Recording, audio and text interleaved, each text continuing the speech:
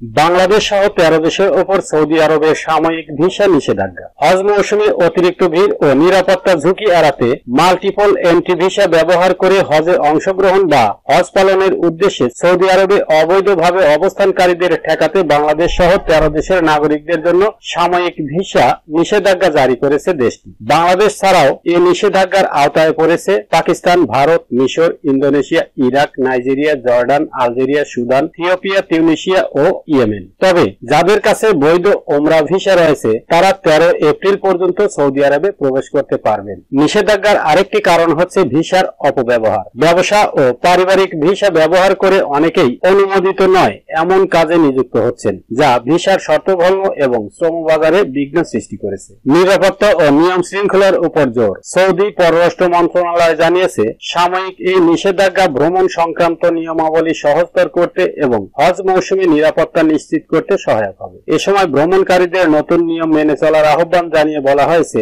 তা না হলে আর্থিক জরিমানার সম্মুখীন হতে হবে। সূত্র বলছে, নিষেধাজ্ঞা অমান্য করে যারা সৌদি আরবে অবৈধভাবে অবস্থান করবেন, ভবিষ্যতে তাদের দেশটিতে প্রবেশের উপর 5 বছরের নিষেধাজ্ঞা আরোপ করা হতে পারে। সৌদি কর্মকর্তারা জানিয়েছেন, হজ যাত্রী ও দর্শনার্থীদের সুশৃঙ্খল ব্যবস্থাপনা নিশ্চিত করতেই এই সিদ্ধান্ত নেওয়া হয়েছে। জুনের মাঝামাঝি সময় থেকে সাধারণ ভিসা কার্যক্রম আবার শুরু হবে বলেও জানানো হয়েছে। এর আগে বিশ্বের বিভিন্ন দেশের তীর্থযাত্রীদের সুবিধার্থে সৌদি হজ ও উমরা মন্ত্রণালয় 16টি ভাষায় একটি ডিজিটাল গাইড চালু করেছিল। রাষ্ট্রায়ত্ত গণমাধ্যম জানায়, এই গাইড পিডিএফ ও অডিও সহ একাধিক ফরম্যাটে পাওয়া যেত এবং তা মন্ত্রণালয়ের অফিসিয়াল ওয়েবসাইট থেকেও অ্যাক্সেসযোগ্য ছিল। গাইডটিতে উর্দু, ইংরেজি, আরবি, তুর্কি, ফরাসি, ফার্সি, উজবেক এবং ইন্দোনেশীয় ভাষায় গুরুত্বপূর্ণ নির্দেশনা দেওয়া হয়, যাতে তীর্থযাত্রীরা সহজে তাদের ধর্মীয় কার্যক্রম পালন করতে পারেন।